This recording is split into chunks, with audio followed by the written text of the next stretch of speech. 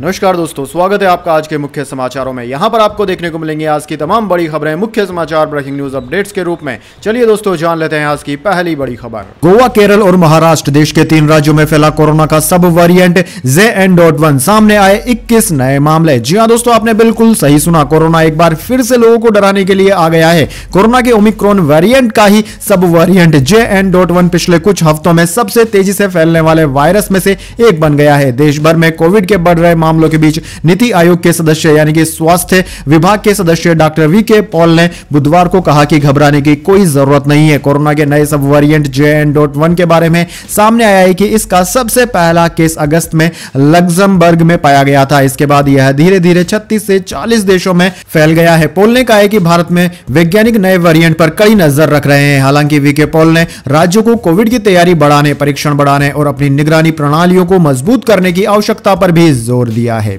इसके बाद दोस्तों अगली बड़ी खबर, मोहम्मद शमी समेत 26 खिलाड़ियों को अर्जुन पुरस्कार। बैडमिंटन खिलाड़ी सात्विक और चिराग को खेल रत्न। जी हां दोस्तों, साल 2023 के लिए भारतीय खेल पुरस्कारों की घोषणा कर दी गई। बैडमिंटन के 2 खिलाड़ियों को खेल के क्षेत्र में दिए जाने वाले भारत के सबसे बड़े पुरस्कार खेल रत्न के लिए चुना गया। सात्विक साईराज रंकी रेड्डी और चिराग शेट्टी को यह बड़ा अवार्ड दिया जा रहा है। वहीं दोस्तों मोहम्मद शमी को अर्जुन अवार्ड से नवाजा जाएगा। शमी उन 26 खिलाड़ियों की सूची में शामिल है जिन्हें इस साल के अर्जुन पुरस्कार के लिए चुना गया है। इस लिस्ट में पैरा तीरंदाज शीतल देवी का नाम भी शामिल है।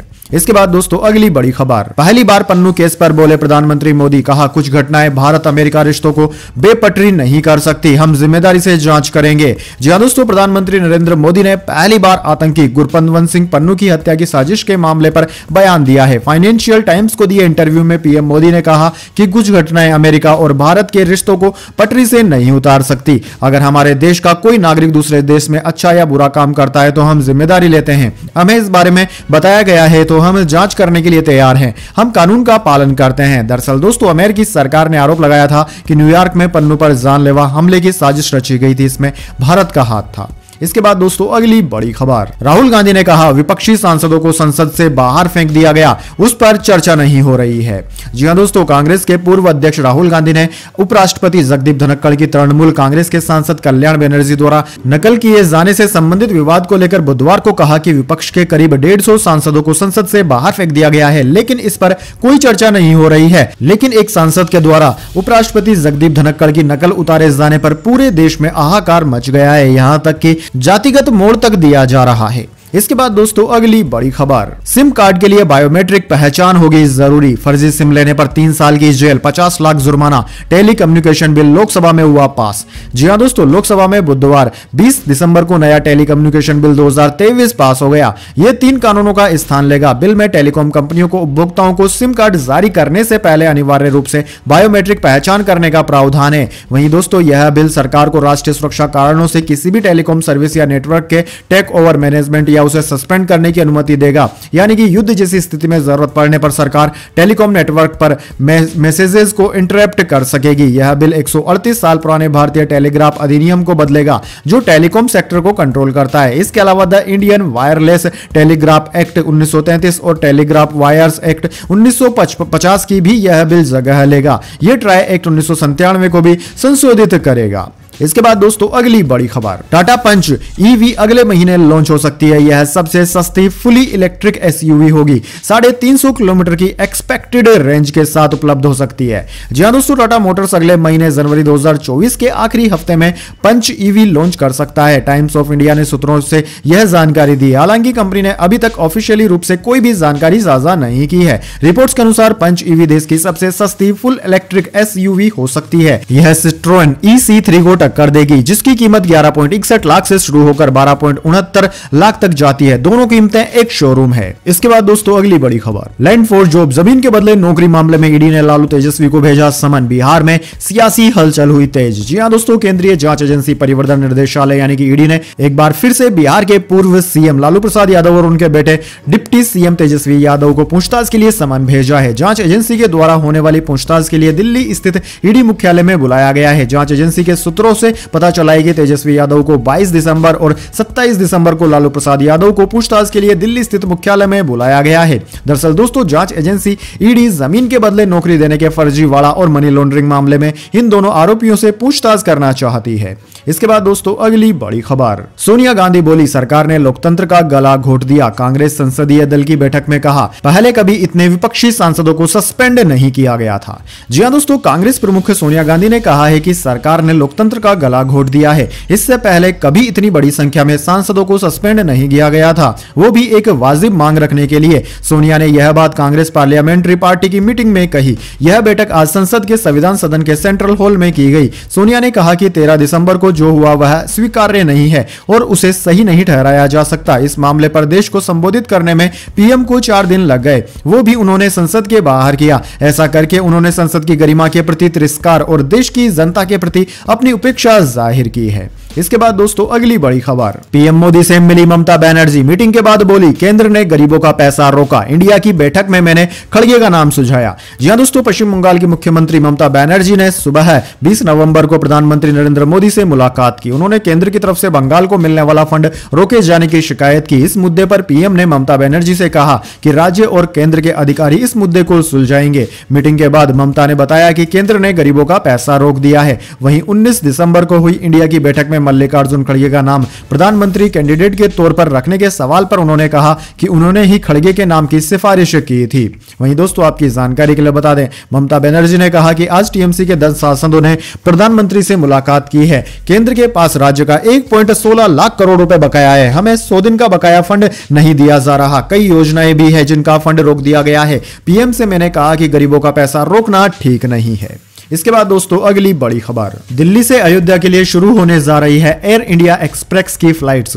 जी हां दोस्तों, अयोध्या में राम मंदिर के दर्शन का इंतजार लोगों को लंबे समय से है। इसके लिए पूजा 16 जनवरी को प्राण प्रतिष्ठा से शुरू होगी, जो 22 जनवरी तक जारी रहेगी। इसके बाद 24 जनवरी से उत्तर भारत की परंपरा के अनुसार 48 दिनों तक मंडल पूजा होगी। वहीं 23 जनवरी से आम लोग रामलला के दर्शन कर सकेंगे। इस दौरान अयोध्या जाने के लिए भीड़ काफी बढ़ने वाली है। लोगों ने तो कई महीने पहले ही अयोध्या के लिए टिकट बुक करा लिए हैं। ऐसे में अगर आप भी रामलला के दर्शन के लिए इच्छुक हैं तो आपके लिए भी अच्छी खबर है। दरअसल दोस्तों एयर इंडिया एक्सप्रेस 30 दिसंबर को राष्ट्रीय राजधानी दिल्ली से अयोध्या के लिए अपनी उद्घाटन उड़ान का परिचालन करेगी। रामलला के दर्शन के लिए लोगों की सुविधा को ध्यान में रखते हुए एयरलाइन 16 जनवरी से इस मार्ग पर निर्धारित दैनिक सेवाएं शुरू करेगी। अयोध्या में मर्यादा पुरुषोत्तम श्री राम अंतरराष्ट्रीय हवाई अड्डे पर एक विस्तृत रनवे है जो A321 B737 प्रकार के विमानों के संचालन के लिए उपयुक्त है। इसके बाद दोस्तों अगली बड़ी खबर, बाजू पर काली पट्टी बांधकर शपथ लेने पहुंचे अशोक गहलोत समेत सभी कांग्रेसी विधायक।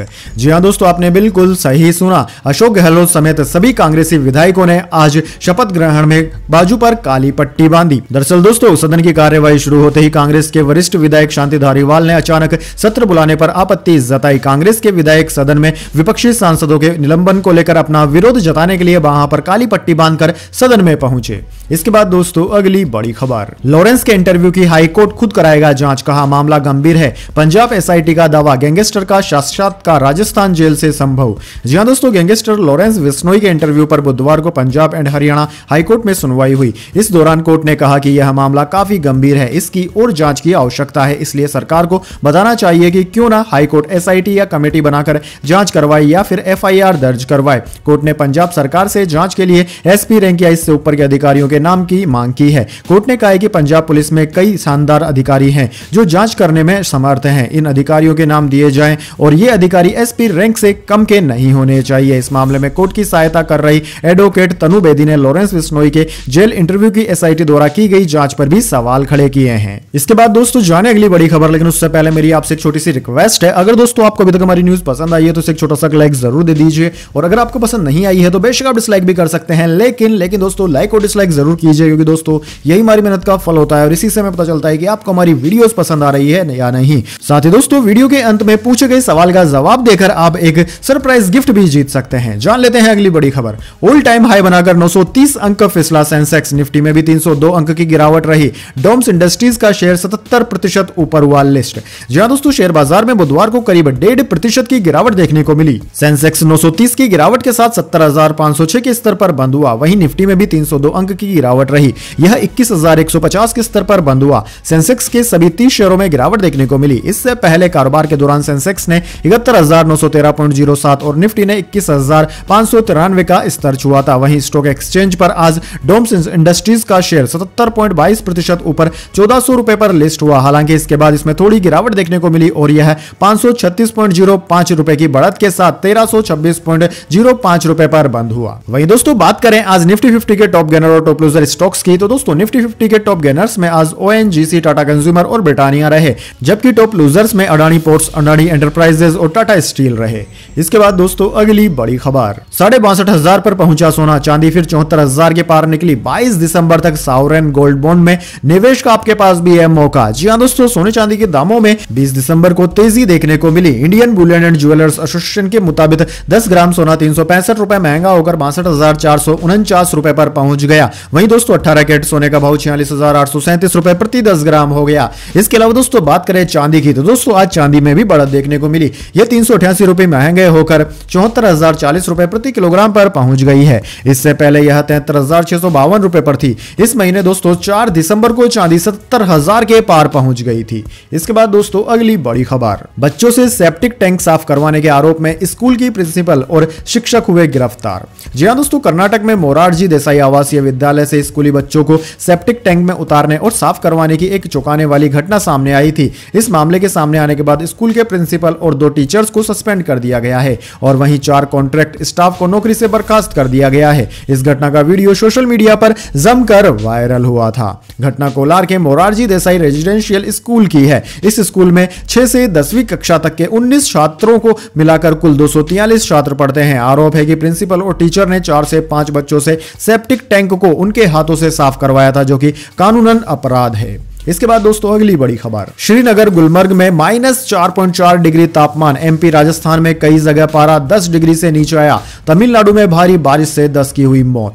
जी हां दोस्तों, देश में कड़ाके की ठंड पड़ने लगी है। जम्मू कश्मीर के श्रीनगर और गुलमर्ग में मंगलवार की रात न्यूनतम तापमान -4.4 डिग्री सेल्सियस दर्ज किया गया। श्रीनगर में सोमवार को तापमान -3.7 डिग्री था। ठंड से झीलें और नदियां जम रही है। वहीं इलाकों के पाइपलाइंस में पानी जमने से वाटर सप्लाई भी ठप हो गई है। पहाड़ों से सर्द हवाएं मैदानी राज्यों में ठिठुरन बढ़ा रही है। पिछले 24 घंटे के दौरान मध्य प्रदेश, राजस्थान, छत्तीसगढ़, उत्तर प्रदेश, दिल्ली, पंजाब, हरियाणा और बिहार के अधिकांश हिस्सों में न्यूनतम तापमान 4 डिग्री से 8 डिग्री सेल्सियस के बीच रिकॉर्ड किया गया।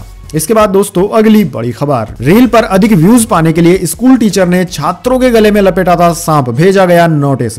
जी हां दोस्तों, उत्तर प्रदेश में एक महिला टीचर अपनी रील पर अधिक व्यूज और एंगेजमेंट पाने के लिए स्कूल में एक सांप ले आई। यह घटना अमरोहा जिले के सुल्तान थेर के सरकारी प्राथमिक विद्यालय की है। महिला टीचर की पहचान निशु के रूप में हुई। सोशल मीडिया प्लेटफॉर्म पर वायरल हो रही तस्वीरों में इस महिला टीचर के गले में लगभग 3 से 5 फीट लंबा एक सांप लिपटा हुआ देखा जा सकता है। इस दौरान एक सपेरा भी वहां मौजूद था और कई छात्र एक घेरा बनाकर खड़े होकर यह सब देख रहे थे। इतना ही नहीं, यह सांप एक बच्चे के गले में भी डाला गया। यह घटना सामने आने के बाद प्रशासन हरकत में आया और प्रिंसिपल को एक नोटिस भेज दिया गया है। इसके बाद दोस्तों अगली बड़ी खबर, छत्तीसगढ़ में नंद कुमार साय ने कांग्रेस से दिया इस्तीफा, बीजेपी छोड़कर ज्वाइन की थी पार्टी। जी हां दोस्तों, छत्तीसगढ़ में विधानसभा चुनाव में कांग्रेस को मिली हार के बाद कांग्रेस नेता नंद कुमार साय ने पार्टी छोड़ दी है। विधानसभा चुनाव से पहले नंद कुमार साय बीजेपी को छोड़कर कांग्रेस में आए थे, लेकिन कांग्रेस में उन्हें बहुत ज्यादा तवज्जो नहीं मिली। कांग्रेस ने उन्हें चुनाव लड़ने के लिए टिकट तक नहीं दिया था। इतना ही नहीं, विधानसभा चुनाव में कांग्रेस को हार का सामना भी करना पड़ा है। इसके बाद नंद कुमार साय ने यू टर्न ले लिया। जानकारी के मुताबिक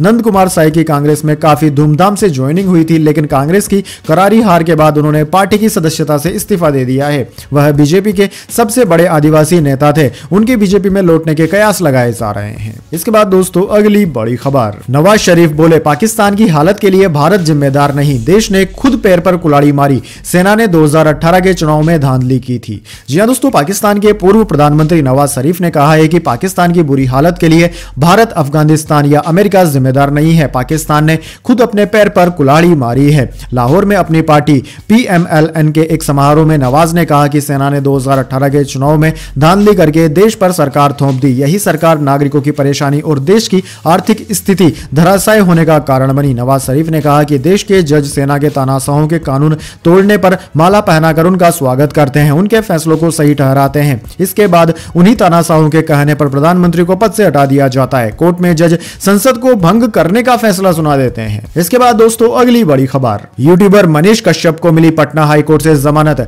आज रात तक हो सकती है जेल से रिहाई। जी हां दोस्तों, यूट्यूबर मनीष कश्यप को 2 मामलों में पटना हाईकोर्ट से जमानत मिल गई है। आर्थिक अपराध इकाई के 2 मामलों में पहले से ही उन्हें जमानत मिली हुई है। मनीष कश्यप के भाई ने जमानत मिलने की पुष्टि दी। जमानत मिलने की खबर सामने आने के बाद बेतिया में मनीष कश्यप के परिवार और समर्थकों ने खुशी जताई है। समर्थकों ने मिठाई बांटी। हालांकि जमानत के कागज अभी तक जेल तक नहीं पहुंचे। बेऊर जेल प्रशासन चेन्नई और मदुरई कोर्ट से अनुमति लेकर ही मनीष की रिहाई हो पाएगी। मनीष कश्यप को रिहा करने की अनुमति के लिए बेऊर जेल प्रशासन ने लिखा मदुरई और चेन्नई कोर्ट को पत्र भी लिखा है। गौरतलब है दोस्तों कि तमिलनाडु के फेक वीडियो केस में मनीष कश्यप ने इसी साल 18 मार्च को सरेंडर किया था। उन पर यूएपीए की धाराओं के तहत केस दर्ज किया गया था। इसके बाद दोस्तों अगली बड़ी खबर, पूर्व सेना प्रमुख की किताब में दावा, अग्निपथ योजना ने तीनों सेनाओं को चौंका दिया। कांग्रेस बोली बिना चर्चा किए स्कीम लाई थी सरकार।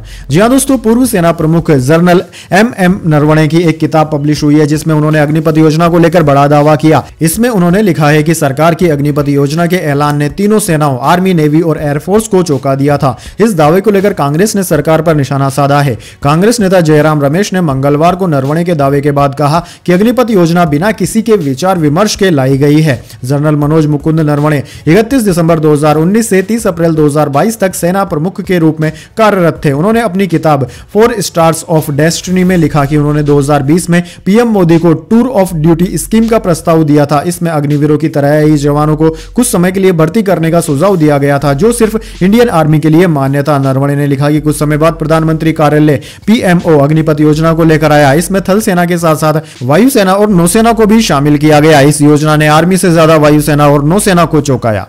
इसके बाद दोस्तों अगली बड़ी खबर, वनडे में नंबर 1 बल्लेबाज बने बाबर। 42 दिन के बाद ही शुभमन गिल ने ताज गंवाया। टॉप 10 में सबसे ज्यादा 3 भारतीय। जी हां दोस्तों, पाकिस्तानी क्रिकेटर बाबर आजम आईसीसी की वनडे रैंकिंग में दुनिया के नंबर 1 बल्लेबाज बन गए हैं। उन्होंने भारत के शुभमन गिल को पीछे छोड़कर यह उपलब्धि हासिल की है। गिल 42 दिन तक नंबर 1 पर रहे। आईसीसी ने बुधवार को ताजा वनडे रैंकिंग जारी की है। ताजा रैंकिंग में शीर्ष 5 स्थानों में से 3 पर भारतीयों का कब्जा है। बाबर 824 अंकों के साथ टॉप पर पहुंचे, वहीं 810 अंकों के साथ दूसरे स्थान पर है। विराट कोहली 775 अंकों के साथ तीसरे पर हैं। भारतीय कप्तान रोहित शर्मा चौथे स्थान पर पहुंच गए हैं। वहीं दोस्तों 5वें पे डेविड वार्नर, 6ठे पे डेरेल मिचेल, 7वें पे हैरी टेक्कर, 8वें पे रासी वांडर डसन, 9वें पे डेविड मलान और 10वें पे हेनरिक कार्लसन शामिल हैं। तो दोस्तों यह इतिहास की तमाम बड़ी खबरें। इसके बाद दोस्तों बारी आती है आज के माइंड क्यूज क्वेश्चन की। जी हां दोस्तों, एक आसान से सवाल का जवाब देकर आप जीत सकते हैं एक सरप्राइज गिफ्ट हमारे यूट्यूब चैनल की ओर से। तो दोस्तों आज का सवाल आपकी स्क्रीन पर आ चुका है।